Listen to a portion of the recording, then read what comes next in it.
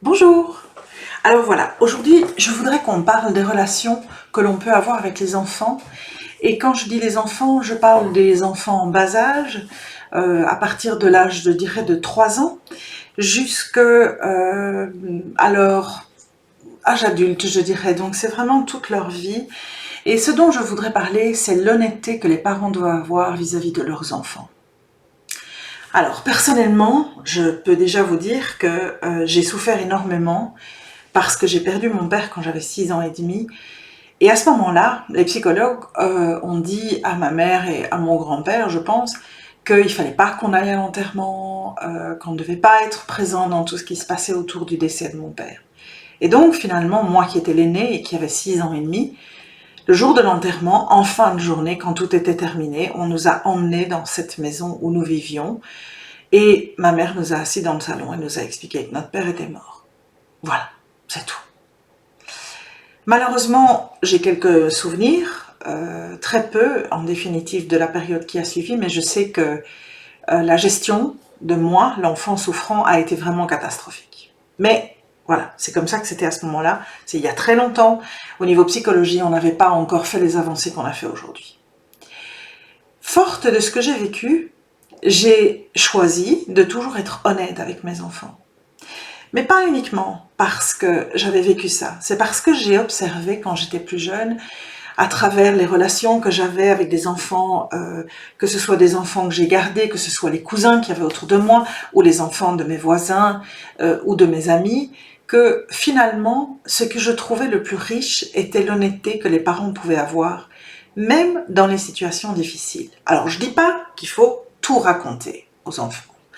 Et je l'ai exprimé, il faut faire très attention à ce que certains sujets délicats ne soient pas nécessairement débattus devant les enfants. Personnellement, quand nos enfants étaient petits, je sais que lorsque nous devions discuter de certaines choses, nous changions de langue. Parce que nos enfants ne maîtrisant pas toutes les langues et que nous avions cette chance, nous pouvions switcher, souvent c'était en anglais. Mais une fois que les filles, par exemple, ont commencé à percevoir l'anglais, elles nous ont piégés en nous disant « on a compris ce que vous avez dit ». Et donc c'était terminé. Je ne dis pas qu'il faut tout expliquer aux enfants, mais je vais vous donner un exemple de quelque chose qui pour moi est honnête, est symbolique et est la preuve qu'en fait l'honnêteté est le meilleur moyen pour apaiser un enfant. Ma fille aînée a perdu sa grand-mère quand elle avait 12 ans à peu près, et un jour elle est venue, quelques semaines après le décès de ma mère, me dire « mais pourquoi je te vois jamais pleurer ?» Il y avait une raison très simple à ça. À ce moment-là, je me suis dit non, elle n'est pas en état d'entendre ça. Elle souffre énormément, elle avait un rapport extraordinairement privilégié avec sa grand-mère et c'était vraiment un vide immense pour elle, ce départ. Et surtout qu'il a été brutal, donc c'était vraiment très très triste pour énormément de membres de la famille. Moi, je ne l'exprimais pas comme elle attendait que je l'exprime. Et donc, je lui ai répondu: il y a une raison très claire à la manière dont je me comporte, et le jour où tu seras prête, je te l'expliquerai. Et elle est partie, parce qu'elle savait très bien que cette phrase était honnête, que je n'avais jamais failli à être honnête avec elle, et que si je lui disais « pas maintenant », elle pouvait me faire confiance, et qu'un jour, nous aurions cette discussion. Et surtout que je lui dirai exactement ce que je dois lui dire. Pas de tricherie, pas de faux semblants et pas de mensonges. Quelque temps plus tard, elle est revenue un jour, elle s'est plantée devant moi et elle a dit « je suis prête ». Et je savais exactement de quoi il s'agissait. Elle n'a pas eu besoin de me dire une autre phrase.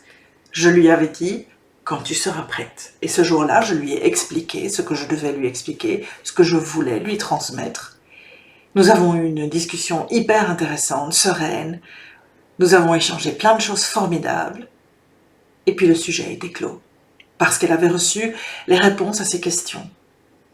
Elle n'a jamais plus eu besoin d'en discuter, parce qu'elle comprenait, elle savait, je lui avais livré avec honnêteté ce qu'elle devait savoir, elle comprenait la différence entre sa relation et la mienne, et donc, elle a compris pourquoi mes réactions n'étaient pas les siennes.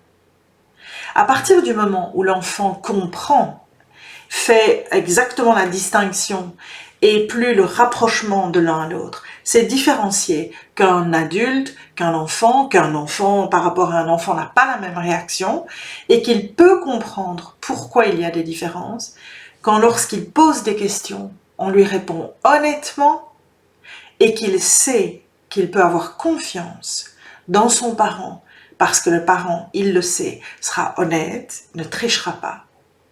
Cette confiance qui s'installe entre le parent et l'enfant est une source de refuge, mais c'est aussi une source importante à l'avenir pour les relations qui vont devoir se créer et qui vont continuer à évoluer. Et je terminerai en te donnant un autre exemple pour que tu comprennes le suivi de cette situation. Très vite, après cette situation qu'on a vécue, quelques mois, 1 an et demi plus tard, j'ai commencé à discuter avec les enfants de drogue. Je n'ai pas d'expertise en la matière, je n'en ai jamais consommé, ça ne m'a jamais intéressé, et même si j'aurais pu, ça n'était pas quelque chose qui m'a tenté. Je l'ai fait une seule fois, et ça n'a vraiment pas été intéressant. Mais par contre, je savais que les enfants allaient être confrontés à ça lorsqu'elles rentreraient dans le secondaire. Et c'est vrai que ça engendrait un certain stress chez moi. Alors ma méthode, quand je sais qu'il faut être vigilant, c'est de donner les informations. Et donc j'ai écouté des gens, j'ai cherché les informations, j'ai discuté avec des amis qui avaient vraiment de l'expérience en la matière. J'ai vraiment essayé de trouver des tas de sources d'informations pour les mettre devant et pour nourrir la réflexion des enfants en leur disant « je vous en supplie, faites attention ». Ne jouez pas à ça comme si c'était quelque chose qui n'avait pas des conséquences dangereuses éventuelles. Et en fait, en étant aussi honnête que je l'ai été, pas brutale, pas violente, pas dramaturge non plus, mais simplement factuelle, quand ma fille s'est retrouvée 2 ans plus tard face à malheureusement 2 de ses amis qui sont tombés dans la drogue et qui ont vraiment dérivé, vraiment qui s'y sont perdus, en tout cas une des 2, elle a pris conscience de ce que je lui avais dit et elle a compris que finalement ce que je lui avais dit, qu'elle balayait en disant « ouais, c'est des conneries de parents », mais c'était peut-être pas tout à fait des conneries de parents et qu'il y avait peut-être une part de vérité. Donc voilà, je pense qu'il est essentiel que tu te rappelles de ça.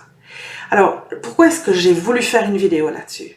Parce que je sais, par expérience, que malheureusement, on a enseigné trop souvent et trop longtemps aux parents de considérer que les enfants ne sont pas grands assez pour comprendre.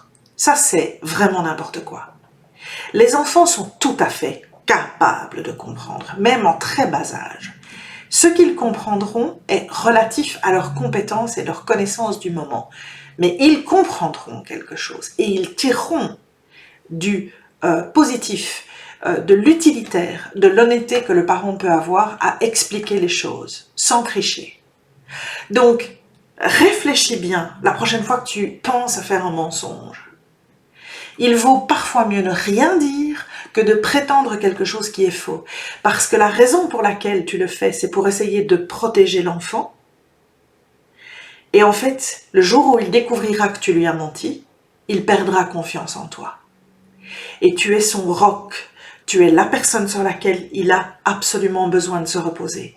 Alors je te le demande, je te le conseille, teste-le, mais tu verras que l'honnêteté, même si elle est parfois un peu difficile, à long terme, c'est la seule route pour pouvoir vraiment avoir des relations qui soient des relations qui puissent grandir dans la confiance mutuelle et le respect de chacun. Et tu montres en plus l'exemple à ton enfant qu'en étant honnête, tu construis une relation qui est sécurisée, qui est protégée, une relation dans laquelle l'enfant peut continuer à s'épanouir. Et ça, c'est pour moi plus important que n'importe quoi. Voilà. Donc, un peu de réflexion, beaucoup de positif et énormément de bonne communication. À la prochaine fois!